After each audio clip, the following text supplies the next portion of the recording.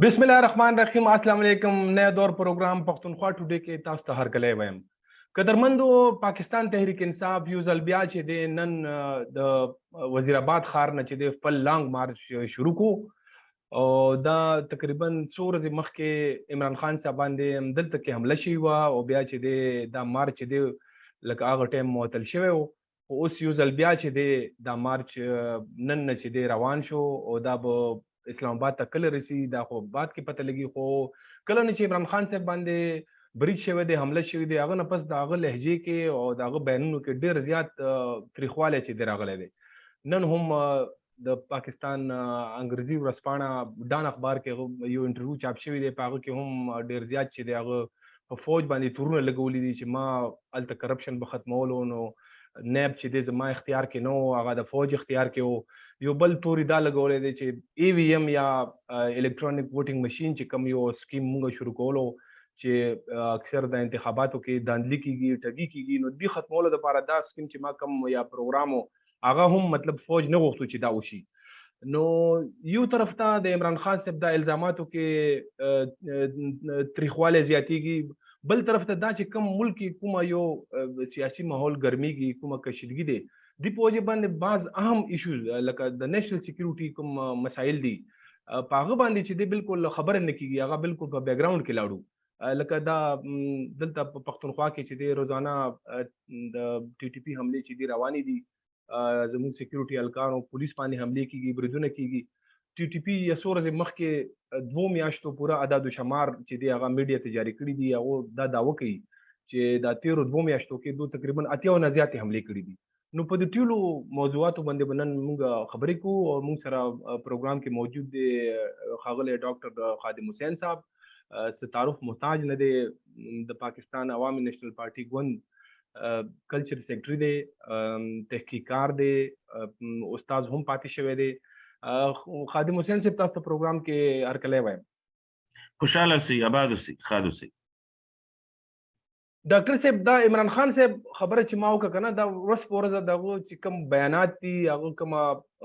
لکه لهجه دی، په هغه کې ډېر زیات تریخوالی راځي روان دی. نو آیا عمران خان صاحب دی دا دومره سخت بیانونه چې ورکوي، دې نه د هغه څه مطلب دی؟ ګورئ جي، په سیاست کې تشدد، په سیاست کې تاوتریخوالی، په سیاست کې یو داسې عمل چې هغه غیر سیاسي وي، رویه ترخه وي، رویه یو قسمه د تشدد نه ډکه وي، دا عمل نه صرف دا چې غیر سیاسي دی بلکې دا جمهوري عمل ته لاره نه خلاصوي، دا یو قسمه آمریت غاړې ته لاره خلاصوي، دا نفرت انګیزۍ او کرکجنۍ غاړې ته لاره خلاصوي. دا ډېره واضحه خبره ده، څومره هم چې که وزیر آباد کې واقع شوې ده، که دا نورې واقع وشوې یا که دا آډیو ویډیو لیکس راځي، د دې ټولو مونږ هم غندنه کوو، مستقلې کوو، زمونږ مشر هم کړې ده، ټولو خلکو کړې ده او ټول خلک به یې کوي. دا خو یو خبره ډېره زیاته ضروري ده. خو دویمه خبره چې کومه ډېره زیاته مهمه ده، عمران خان اصل کې وایي څه، دا بنیادي خبره ده. څنګه کوي او په کومه طریقه کوي، دا خو یو ځان له جدا عمل دی او زما خیال دی چې د دې کرکجنۍ نه ټول خبر دي چې څنګه خلکو ته تاوان رسي، څنګه خلک یرغمال کیږي، څنګه روډونه بندیږي، څنګه کاروبار بندیږي، څنګه مارکیټ ته تاوان رسي، څنګه یونیورسټي او کالجونه بندیږي. دا خو یو طریقې واردات دي چې کیږي، لګیا دي کنه چې خلک سټینډ سټیل ته راولي، خلک په ځای ودرېږي. خو دی وایي څه، ګورئ جي چې کله دا د سی این ان انټرویو کوي، سی این ان باندې چا سره انټرویو کوي، نو دی دا خبره کوي، عمران خان صاحب دا فرمایي چې ما زه داسې یو کرکټر وم چې 200 کالو د کرکټ تاریخ کې د نیوټرل امپایر دپاره ما مهم چلولو. دا خبره خو سی این ان ته کوي، انټرنیشنل آډینس ته کوي. چې کله جلسې کوي، دلته خلکو سره خبره کوي، د ملک خلکو سره خبره کوي، نو د ملک خلکو ته وایي چې نیوټرل خو زناوري. دا یو خو دا خبره ډېره زیاته ضروري ده. دویمه خبره دا ډېره زیاته ضروري ده چې عمران خان دا وایي چې ما سره د ملګرتیا وشي، ما سره ملګرتیا وشوه، ما د پاره RTS فیل کړی شو، ما د پاره پولینګ ایجنټان د پولینګ سټیشن نه بهر وېستلې شو، ما د پاره په سوشل میډیا سرمایه‌کاري وشوه، ما د پاره د ځای نه شامود قریشي ټایپ خلک پرویز خټک غونته کې خلک فاضل چودري غونته خلک راوستي شو، زما د پاره اتحادین رضا کړی شو، ما د پاره خارجه پالیسی اوچلولې شو، ما د پاره داخله پالیسی اوچلولې شو، ما د پاره دفاع پالیسی اوچلولې شو، ما د پاره معیشت اوچلولې شو. نو هغه وخت کې جنرال باجوا هم ډېر ډیموکریټو، هغه وخت کې د آیسای هم ډېر زبردست کار کولو، هغه وخت کې د نور فوج ادارو هم ډېر زبردست کار کولو. خو اوس چې دا ما د پاره نه کوي، ما کرسۍ ته نه راولي، ما د پاره مستقل کرسۍ نه خالي کوي، او داسې قسمه کرسۍ چې دا نور ټول مخالف سیاسي ډلې یا چې د سره څوک هم اختلاف کوي هغه ټول ولې نه ختموي. د صحافي کوم صحافي چې د خلاف خبره کوي یا د سره اختلاف کوي، نو د هغه نوم علي او هغه پسې کنزل ماری شروع کوي، که یو عالم نوم علي نو هغه پسې کنزل ماری شروع کوي، که یو سیاسي رهنما د خلاف الیکشن کوي نو هغه باډي شیمینګ کوي، که یو سیاسي جماعت دغه مخالفت کوي یا دغه رای سره اختلاف لري نو د هغې دپاره کنزل ماری کوي. نو دا خبره ډیره زیاته ضروري ده چې دا وپېژندی شي. بله خبره دا ده او ډیره ضروري خبره ده په دې زوایم ګینې چې ستاسو د آډینس یا کوم زموږ کتونکي دي په دې خبره غور وکړي چې د عمران خان صاحب د ادارې چې کوم بنیادي پالیسۍ دي د ادارې په حواله خبره نه کوي یا د هغې بنیادي پالیسو په حواله خبره نه کوي. لکه زه تاسو ته وایم چې د ادارې د افغان پالیسي ده نو په هغې خبره نشته. د ادارې مثلا ادارې سره تړلي عمل چې کوم د انټرنل سکیورټي دی د دننه دفاعي سلامتیا نظام دی په هغې باندې څه خبره نشته، یعنی په ټارګټ کیلینګ څه خبره نشته، په بېدرکو څه خبره نشته، په بتخورۍ څه خبره نشته، په غواګردۍ څه خبره نشته، د خلکو په ځمکو قبضې روانې دي په هغې څه خبره نشته. افغانستان کې د طالبانو چې کوم صورتحال راولاړ کړی دی یا د چمن او د تورخم یا په نورو پولو چې کوم عمل روان دی نو هغه تذلیل چې کوم روان دی په هغې څه خبره نشته، د بلوچو په ګمشدګو یا بېدرکو څه خبره نشته. نو چې دی کومې خبرې کوي هغه خبرې وګورئ. زما خیال دا دی تاسو مطلب دا دی عمران خان صاحب خپل ذات نه تاویږي، مطلب دا چې هغه د دې سره د خلکو یا د عوامو هېڅ غم نشته دی. دا سیاست نه دی، دا ذاتیات دي. یو خو دا خبره ده. دویمه خبره دا ده چې داسې د انټي اسټابلیشمنټ خبره پکې نشته، لکه دا د اسټابلیشمنټ په پالیسو اعتراض نه لري، دا صرف په دې اعتراض لري دې باندې د باوري په ادارو که سپریم کورټ دی، که فوج دی، که الیکشن کمیشن دی چې ما په کرسۍ ولې نه کینی او زما دپاره همیشه دپاره کرسۍ ولې نه ساتي او نو ټولې سیاسي پارټۍ ولې ختموي او ون پارټي سیسټم زما دپاره ولې نه جوړوي. نو گویا کې د اسټابلیشمنټ مخالف سیاست دا نه دی، دا د اسټابلیشمنټ په حق کې سیاست دی. تاسو په خپلو خبرو کې دا خبرو وکړئ، رفعت الله صاحب ډېر مهمو خبرو ته مې اشاره وکړه. تاسو وګورئ چې د باجوړ نواله تر وزیرستانه پورې دا څومره ټارګټ کیلینګ روان دي، دا څومره حملې روانې دي، د هغې نه پام د خلکو واړولو یا د هغې نه پام واړېدو. تاسو وګورئ څنګه چې ما اوس وویې په بارډرو یعنې په پولو چې څه روان دي د هغې نه مخ واړېده. تاسو وګورئ چې یو پیره د اسټابلیشمنټ چې کوم کاروباري سلطنت دی، د کوم د تیلو د ګیسو د پټرولو د ټیکو نه راواله تر یونسټو پورې خور شوی کاروباري سلطنت دی، په هغې باندې تر اوسه پورې یو ټکی د نه وی. نو د دې مطلب څه شه، دا پام واړېده، د خلکو د ځنګلونو باندې قبضې کیږي، د خلکو په معدنیاتو قبضې کیږي، د ولس نه اختیار اخیستې کیږي، کاروبارونه بند دي، مارکیټونه بند دي، بېروزګاري ډېره زیاته شوې ده، ګرانۍ ډېرې زیات د هغې یعنې دی په هغه خبره باندې راضي نه چې کوم د خلکو خبره ده. د دې مطلب دا دی چې د خلکو خبرې نه پام واړئ، ټولې ادارې سره د میډیا غلي کی او ټول ادارې په دې مجبوره کی سره د دې یعنې دا یو قسمه تاسو ویلی شي بخښنې سره یو قسمه بدماشي غونډه ګردي نه چې لکه په زور خلک را دغه کا راوله او په زور دا څیزونه بند که او په زور لارې ګودرې بند که لس پنځلسو خلکو سره تاسو به خیل کړي ټوپک یا کلاشنکوپ وښیو په د روډ په غاړه کینی یا روډ منځ کې کینی او لارې ګودرې ټولې بندې کړي، امبولنسو ته هم بندې کړي، خلکو ته هم بندې کړي، طالب علمانو ته هم بندې کړي، بیا مجبورن حکومت کالجونو سکولونه بند کړي. بیا تاسو یو بله خبرې ته پام راړوم. خبره دا ده چې پښتونخوا کې د حکومت دی، پنجاب کې د حکومت دی، په ګلګت بلتستان کې د حکومت دی. که احتجاج کوي نو اول خو باید چې د دې حکومتونو نه استعفا ورکړي، نو حکومتونه هم ورسره هغه نه کوي کنه، استعفا هم نه ورکړي، هغه احتجاج نه کوي کنه. صحیح دی ډاکټر صاحب. دا اوس چې دا کم حالات دي، لکه یقینا زموږ ادارو باندې چې دا کم تورونه لګي، دا ملک چې دا کم اړای غړې دي، روډونه بلاک کړي دي، هر چرته چې دي موټر ویز لکه دو بند کړي دي، د پی ټی آی کارکونان چې دي هغه احتجاج کوي. نو دا کم حالات چې دا تاسو ته کم طرف ته مطلب ښکاری، دا کم طرف ته روان دي، د دې سهل تاسو ته ښکاری راتلونکي وخت کې؟ ګوري چې دا ډېره واضحه خبره ده رفعت الله صاحب. خبر بنیادی دا ده چې اسټابلیشمنت په سیاست کې هم تر اوسه پورې مداخلت کړې ده، د خپل خوخي حکومتونو جوړولو رانول، د خپل خوخي اتحادونو جوړولو رانول. اسټابلیشمنت د پارلیمان په بنیادی اختیار قبضه کړې و، تر اوسه پورې کړې ده، لکه پالیسي جوړول، لکه خارجه پالیسي جوړول، لکه افغان پالیسي جوړول، لکه هند پالیسي جوړول، لکه انټرنیشنل پالیسي جوړول. دا د اسټابلیشمنت دغه مداخلت. اسټابلیشمنت معیشت کې مداخلتونه کړي دي، اسټابلیشمنت په ټولنه کې مداخلتونه کړي دي. دا پورا پرایویټ ملیشو والا نظام چې کوم منځ راغلی دی، دا د اسټابلیشمنت د سپورټ نه بغیر ممکن نه و. اسټابلیشمنت په تعلیم کې مداخلتونه کړي دي، هغې سره محرومۍ راغلي دي ډېرې زیاتې، هغې سره په قانونو کې محرومۍ راغلي دي. مثلا اوس دا بنیادی خبره دا ده چې کوم د صوبایي اختیار مسله ده، 13 آئینی ترمیم مسله ده، په هغې باندې د اسټابلیشمنت او د عمران خان نقطه نظر یو دی چې دا دی واپس مرکز ته لاړ شي، دا 13 آئینی ترمیم د رول بیک شي، 25 آئینی ترمیم د رول بیک شي، اف سی آر دی په یو شکل کې نافذي، او سیویلین ادارو ته د حکومت نه ملاویږي، یا سیویلین ادارو ته اختیار نه ملاویږي، یا اکشن ان ایډ اف سیول پاور چې کوم دی پښتونخوا کې نافذ کړی دی هغه دی موجودي. نو خبره دا ده چې د اسټابلیشمنت دغه قسمه مداخلتونو سره او د خلکو واک اخیستو او د خلکو شناختون ویلي کولو سره محرومۍ ډېرې زیاتې شوي دي، معیشت ډېر زیات پر لاندې تللی دی، په ټوله دنیا کې یوازې شوي دي، یوازې والي غاړې ته تللي دي. د دې اسانه لار دا ده او ښه لارې دا ده چې اسټابلیشمنت د دې پارلیمان ازادۍ ته پرېږدي.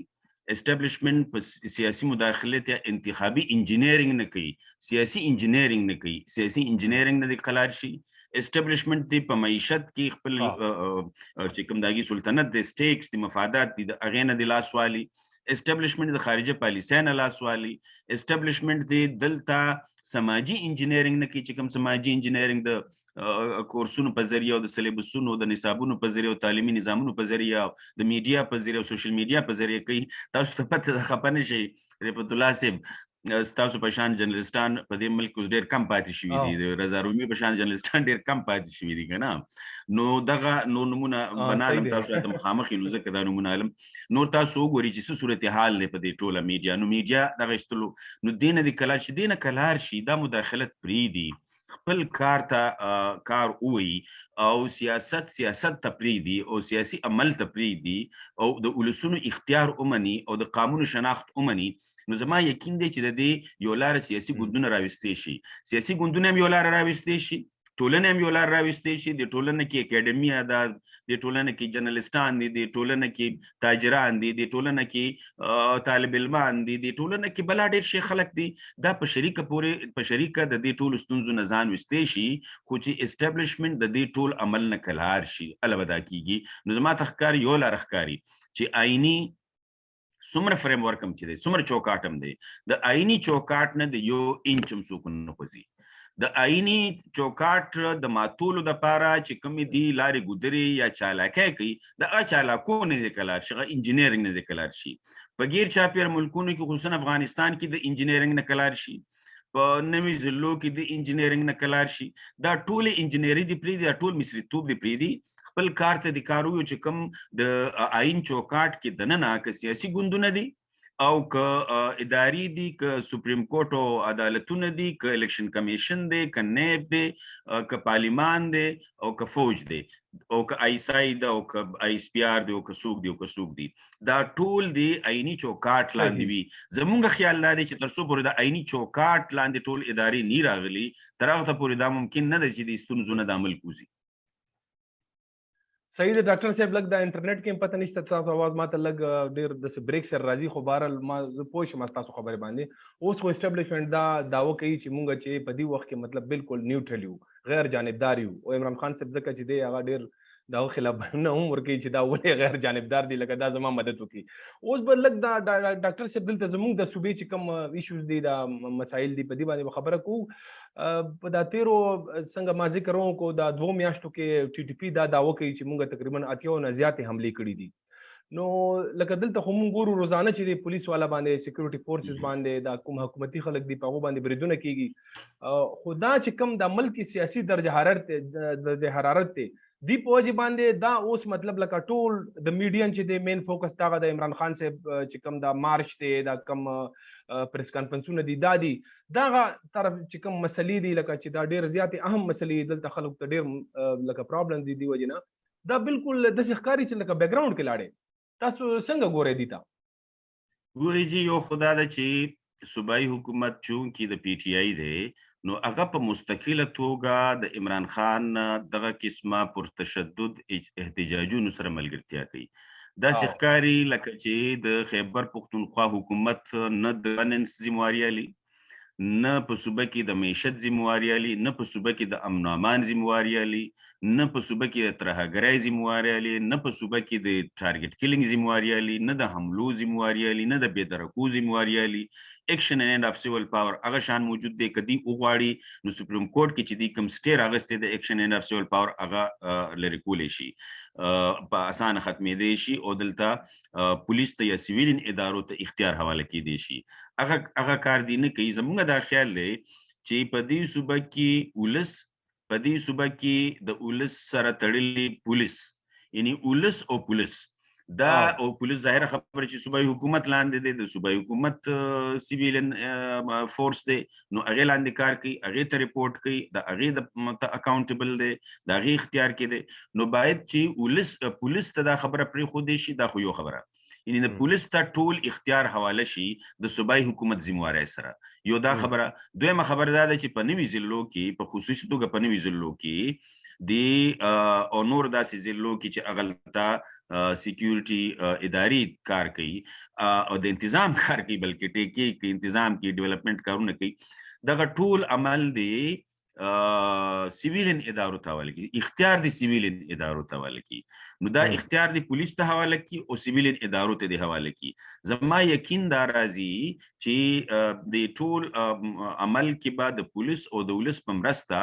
دا ټول د ترهګرۍ انتهاګرۍ عمل پرستو لاړ شي نو تاسو ګورئ چې څومره پاسونونه منځته راغلل چې کله ولس راپاسي نو بیا څنګه کیسه په شا تللی شي او څنګه دا مثال دی یو چې د سوات نه راوال ته وزیرستان پورې چې ولس کله راپاسي نو عمل شو په دې ټول عمل دوران کې تاسو قتل چې کله ولس راپاسي تاسو قتل چې یو پښتون قومي اتحادم جوړ شو کې عوامي نیشنل پارټي هم شامل ده پښتون تحفظ موومېنټ هم پی ټی ایم پاره کې شامل دی پښتونخوا ملي پارټي داسې نور ډېر واړه لوی ګوندونه پاره کې شامل دي نو د هغې د سوري لاندې تاسو قتل چې هغه بل ورځ په صوابۍ کې څومره لوی امن مارچ شو او هغه اگر چې میډیا روانه غوښتو خو په زرګونو خلک راووتل سره د سپینو جنډو نو زما خیال دا دی چې څنګه دی کوشش کوي چې د پښتونخوا او د بلوچستان مسلو نه د خلکو پام واړي لکه ترهګرۍ مسلو نه د خلکو پام واړي د اقتصاد مسلو نه د خلکو پام واړي د افغانستان مسلو نه خلکو پام واړي پښتونخوا کې د نن چې کوم بد انتظامی د هغې نه د خلکو پام واړي پښتونخوا کې دنه چې کوم په یو عجیبه طریقې سره بولای کرپشن دومره عجیبه طریقې سره روان دی گورننس بالکل را پریوته دی د هغې نه د خلکو پام واړي او یو تشدد را پیدا کړي چې د خلکو پام بلې غاړې ته وړي نو زما خیال چې دا ډیره مهمه ده د میډیا لپاره هم دا ډیره مهمه ده د سیاسي کارکنانو لپاره مهمه ده اکیډمیا لپاره او عام ولس لپاره هم دا ډیره زیات مهمه خبره ده چې ولسی پاسونونو په ذریعہ او د پولیس په مرسته د ترهګرۍ د عمل د پرایویټ ملیشو د عمل او د ترهګرۍ د اقتصاد ډیر په اسانه په شا کېدی شي خو صوبایي حکومت به ذمہواری لري بالکل دا تاسو ډیره مهمه خبره وکړه موږ ګورو چې دا کله نه دلته د درې څلور میاشتو کې چې کله سوات کې یا دیر کې ټي ټي پی کسان چې دی هلته وښکارېدو هغه ګشتونه یې شروع کړو مسلح څه خلک یې اغوا کړو پولیس والا هم پکې وو بیا هغه نه پس چې دا لکه خلک چې دی پر اوچتېدو شو خو تقریبا دا لکه یو خو دلته چې دا صوبایي او مرکزي حکومتونه دواړه چې دي د یو بل خلاف دي نو تقریبا یو نیمه 2 میاشتو پورې خو بالکل چا ذمہداري نه اخیسته چې کوم مطلب لکه دا واقعیت به کېدو صوبایي حکومت به وایي چې یاره دا مذاکرات خو مونږ نه دي شروع کړي دا خو مرکز شروع کړي دي ته زموږ څه کار نه دی او دلته صوبې کې به چې کوم واقعیت کېدو هغه باندې بس خبر نه کول حالانکه هغه دا خو صوبایي معامله دی نو دا چې تر اوسه پورې چې دی لکه خلکو اوس راوچتېږي یقینا خو په هغه باندې څه اکشن مونږ ته نه ښکارېږي لکه څه پالیسي کې تبدیلي نه راځي خلک روان دي مسلسل چې دي دا کم پاسونو تاسو ذکر کوي هغه کې ډېر زیات اوس تیزوالی راغلی دی اوس خو دا تاسو چې کم د پښتون قومي اتحاد خبره کوي دا یو پلیټ فارم هم جوړ شوی دی خو بل طرف ته مطلب لکه په حکومتونو سایډ باندې یا هلته کې څه فیصلې نه کیږي هغه شان فیصلې نه دي روان دي ته تاسو پام دی یو خبره زه تاسو ته کوم رفعت الله صاحب دا د جرګو خبره تاسو ډیره زیاته مهمه وکړه جرګي جوړې شوې جرګي چا جوړې کی جرګي کم ځای جوړې شوې کم ځای نه خلک راغلل بیا هغه جرګي څومره پیره لاړې راغی بیا هغې کې څه خبرې وشوې بیا هغه په کومو شرطونو کې سامي صاحب برابرې شوې بیا هغه جرګي چا هیډ کولې تاسو دې ته لږ وګورئ چې د پی ټی آی خلک دا وایي او عمران خان دا وایي چې موږ د اسټابلیشمنټ نه خپه یو د هغې په ضد احتجاج کوو او د کور کمانډر کور مخې ته هم راغلل خو هغلته د اسټابلیشمنټ یو نماینده ناست دی بیرسټر سیف یې نوم دی ترجمان دی نو هغه داسې ښکاري چې لکه د ټي ټي پي هم ترجمان دی د پی ټي آی هم ترجمان دی او د اسټابلیشمنټ نه د درې واړو مشترکه ترجمان دی هغه ترجمان دا خبره کوي چې دا جرګي خو زمونږ په مشرۍ کې کیږي نو چې ستا په مشرۍ کې کیږي نو دا صوبایي اسمبلی ته چېرته راغی دا قومي اسمبلی ته چېرته راغی دا پارلیمان ته چېرته راغی دا شرطونه چېرته ښکاره شو د دې لپاره څه براډ بیسډ کمیټۍ جوړې شوې د دې ذمواري صوبایي اسمبلی واخیسته د دې ذمواري قومي اسمبلی واخیسته د دې ذمواري پارلیمان واخیسته نه زه په خپله خوښه کومه نو ته څوک یې چې په خپله خوښه کوې تا له چا ووټ درکړی دی دا چې کوم خلک یې استولي دا د خلکو نمایندګانو دی له چا ووټ ورکړی دا د خلکو ټاکلي دی جرګې دپاره دا صوبایي اسمبلی ټاکلي دا قومي اسمبلی ټاکلي چا ټاکلي د دغه جرګو عمل په نتیجه کې تاسو کتئ چې ځای په ځای خلک راښکاره داسې ښکارېده چې د جرګو په ذریعه ورته د پښتونخوا بعضې علاقې حواله کوي نو دا عمل تاسو چې کوم سوال بنیادي وکړو دا عمل د دې پاڅونونو احتجاجونو ولسي احتجاجونو دا عمل په شا کړ د جرګو چې کومه کیسه وه او د جرګو چې کوم عمل دا عمل تاسو وایي کنه چې پالیسو باندې اثرات څنګه کیږي نو دا یو د دې پالیسي وه چې څنګه مونږه یعنې دا یو سټریټیجیک پالیسي وه یو قسمه چې څنګه مونږ داسې وکړو چې افغانستان کې خو بس قبضه وشوه اوس دا علاقه چې افغانستان سره تړلې ده دا څنګه مونږه بعضې علاقو کې دي مشتکو سره د ټوپکه او سره د کوتکه سره د ټوپک او سره د کوتکه او سره د دې د نظریې چې څنګه نظریه لري دا سره د هغې دا ورته حواله کړو نو یو قسمه یو داسې ځای به یو سټریټیجیک ځای به بیا را پیدا شي تصویراتي ژورتیا به بیا را پیدا شي چې هغې سره مونږه د یوریشیا او د مغرب ترمنځ چې کوم جنګ روان دی هغې کې رول لوبولی شو که نه تاسو وکړه چې ګلګت بلتستان کې هم ابلورز یو سکول والوت یو سکول وسوځولی شو روان قانون په وزیرستان کې تاسو کته چې په پولیس چوکۍ حمله وشوه کنه او د هغې ذمواري ټي ټي پي واخیسته خدي کې ډاکټر صاحب دې کې زه بس یو ضمني سوال کوم د موږ سره وخت هم کم دی د تاسو وایي چې لکه بیا اوس په دې حالاتو کې چې دا پاسونونه روان دي او ټي ټي پي سره بیا مذاکراتو سلسله شروع کیږي نو بیا تاسو دې ته څنګه ګورئ ګورئ چې زموږ نقطه نظر ډېر واضح دی د عوامي نېشنل پارټۍ او د پښتون قومي اتحاد نقطه نظر ډېر واضح دی که جرګې کیږي نو دا جرګې به د پارلیمان د لارې کیږي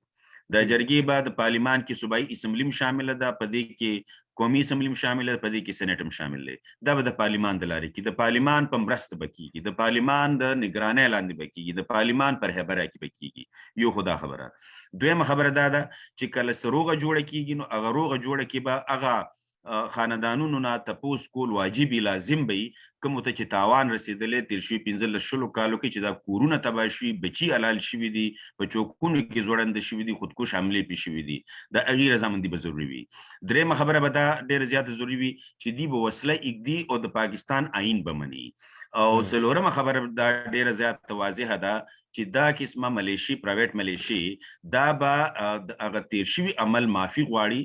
او پبلک معافي به غواړي او دې سره سره به د پرایویټ ملیشو څومره ریجیم دی دا به په پالیسۍ کې یعنې په فارن پالیسۍ کې خارجه پالیسۍ کې او اندروني پالیسۍ کې ختمیږي تر څو پورې چې دا عمل نشي او ظاهره خبره چې دا د پښتون قومي اتحاد ایجنډا هم ده او دا د عوامي نیشنل پارټۍ ایجنډا هم ده چې زمونږ به راروان څومره تحریک چې دی راروان څومره مدیره دی خو د خلکو د نظر نه پناه کوي د خلکو د پام ته اړوي مونږ به دا وایو چې دا ولس او دا خلک دا عمده خبره وکړي ځکه چې زمونږ ټولې ستونزې د ترهګرۍ د اقتصاد نه او د بدامنۍ د اقتصاد نه او د جنگ د اقتصاد نه راولاړ شوي زمونږ معاشي ستونزه زمونږ سیاسي ستونزه زمونږ کلتوري ستونزه دا ټولې د دې ترهګرۍ نه او بدامنۍ نه راولاړ شوي دي نو زمونږ دپاره تر ټولو غټه مسله که بلوچ دی او که پښتون دی او که پښتونخوا کې څومره ولسونه او قامونه دي او که هزاره دي او که شیعه دی او که سني دي که جرنالست دی او که استاد دی او که سیاسي ورکر دی او که تاجر دی زموږ ټولو دپاره بنیادي سوال دغه دی نو موږ په دې بنیادي سوال خلکو سره خبره کولی شو د دې نه علاوه چې کوم د دې ګریوانونه یو بل لشلي داسې د دروغو ډرامې جوړې کړي دي هغه ډرامو کې باید چې زموږ د خلکو ډېره دلچسپي نه ښاغلی ډاکټر خادم حسین صاحب تاسو ډیره مننه تاسو موږ ته وخت راکړو دې سره پروګرام پای ته ورسېدو ما ته اجازه راکړئ د خدای په امان